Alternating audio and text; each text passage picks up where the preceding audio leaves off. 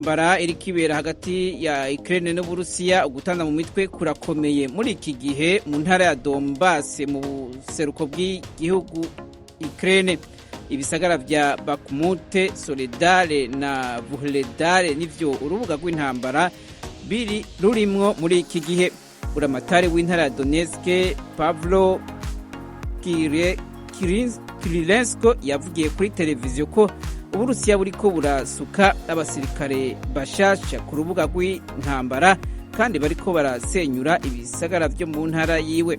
Abategetsi ba Ukraine bavuze ejo ku munsi wa mbere ko Uburusiya buriko burarunda abasirikare ku rubibe na Ukraine cyane cyane mu gice c'ubuseruko n'uburaruko bushira ubuseruko kuva mu mpera z'ukwezi kwa mbere.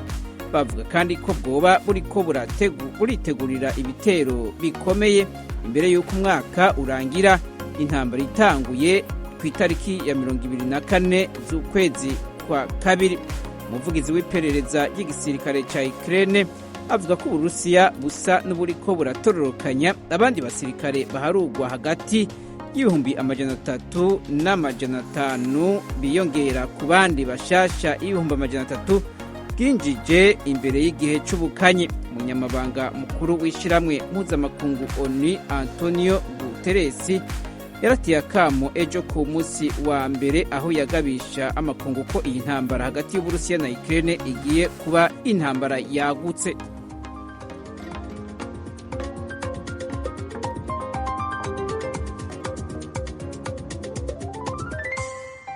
Aloyizi Bigirimana urakoze kuri ayo makuru yo hirya no hino ku isi utugejejeho.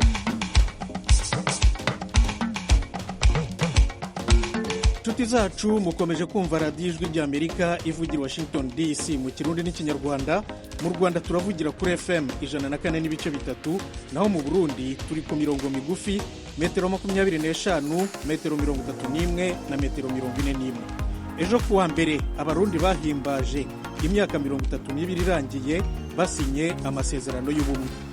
Turapambana rero n'inyifato y'amacakubiri iyaturutse hose n'ingingo ya kabiri. Ngo abarundi twese turamaze kubona ko inzira y'amacakubiri itubaka. Uwo ni President Evariste Ndayishimiye umukuru w'igihugu cy'u Burundi. Imyigaragambyo yabaye igoma ejo kuwa mbere yahitanye umuntu umwe yibasira n'abavuga ururimi rw'ikinyarwanda. Amakuru arambuye ni mu kanya gato cyane mugume hafi. Muri kumwe na Thomas Kamiriye.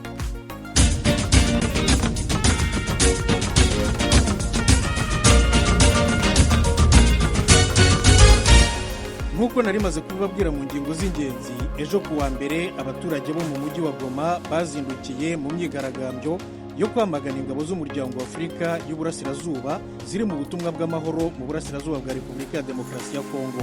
Ali Asanka Darius w'ijwi ry'Amerika igoma yari mu burasirazuba bw'umujyi wa Goma nyine aratubwira uko byari bimeze. Ahitwa Inyabushongo ahari urusengero rwa Rama International Church, iyi myigaragambyo yavuyemo gusahura intebe, ibikoresho n'ibindi bintu by'agaciro byinshi byo muri urwo rusengero. Abyigaragambye bari gushinja umuyobozi w'urwo rusengero kuba ari umwe mu bantu babitse intumwa za M23 hano mu mujyi wa Goma. Polisi hageze ntacyo yabashije gukora kuko umubare wayo utari uhagije. Alphonse Nduwimana twavuganye nawe mu gipango aho yarari kwihisha kuva hatangira imirwano hagati ya M23 n'ingabo za leta mu karere ka Masisi, niho abavuga ururimi rw'ikinyarwanda batuye muri ako gace batangiye kugira ibyago.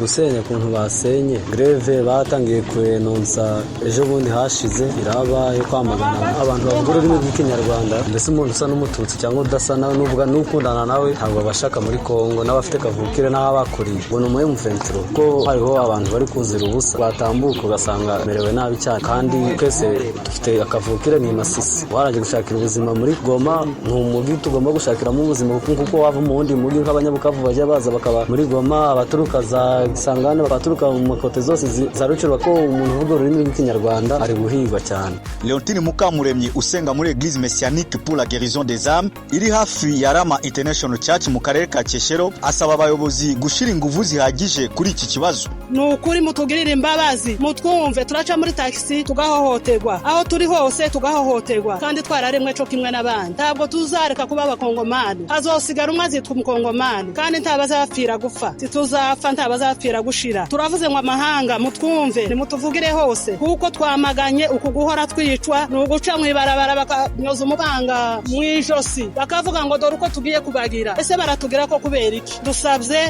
ubutegetsi bwacu guhera ku nzego zo hasi baturenganure. Societe civile abanyapolitike n'abagira neza bo mu nzego zose bavuga izindi ndimi bamaganye cyane iki gikorwa cyo gutera insengero zidafite aho zihurira n'imirwano iri hirya no hino mu ntara. Basabye abaturage aho kugira ngo bakomeze gutunga abandi urutoki babaziza ubwoko runaka bafatana amaboko bashire ibitekerezo hamwe mu guteza imbere igihugu. Emmanuel Kamanzi Runigi wavukiye Masisi ni umucuruzi wo mu mujyi wa Goma. Kongo ifite amoko hafi 450. Ayo moko yakabaye enatu majeur aho kugira ngo abe ahubwo enerema yo kudiviza igihugu. Ni nayo mpamvu tudatera imbere turebana ku mazuru. Iyo ntambara twese nk'abaturage tureba. Ntabwo rero ari wabeshya nguriya ni M20 kuba. Duyi w'igihugu ashobora kuba sa ukutana muke. Ashobora kuba afite amazuru manini. Ashobora kuba ari mugufi. Ashobora kuba rundi kuruta wabunduke. Sebishimbo Ruvuga ni umwe mu badepite watowe Masisi ahavugwa imirwano muri ibi bihe. Yongeye kubyo Emmanuel Kamanzi yavuze ati nta bwoko rero bwigeze kwicara ngo reka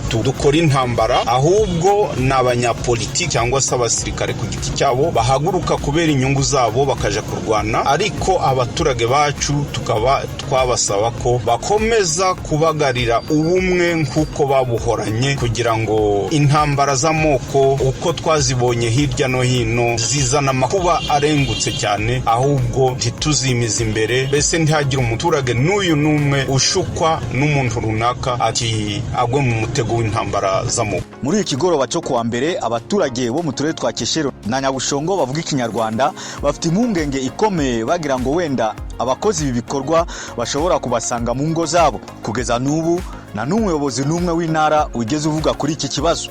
Ali Asanka Darius, Ijwi rya Amerika, Igoma. Tuve Igoma tujye mu Burundi. Ejo kuwa mbere imyaka 32 yari yuzuye neza Uburundi bushyizeho amasezerano y'ubumwe bw'abarundi.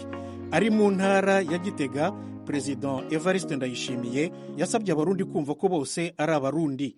Gusa abagore bamwe na bamwe basanga amabi n'ikumirwa bakorerwa biri mu bisubiza inyuma ubumwe. Ni inkuru yateguwe n'Ijwi rya Amerika ifatanyije n'abanywanyi bayo mu Burundi. Turayigezwaho na Thierry Ndayishimiye ukorera i Kigali mu Rwanda.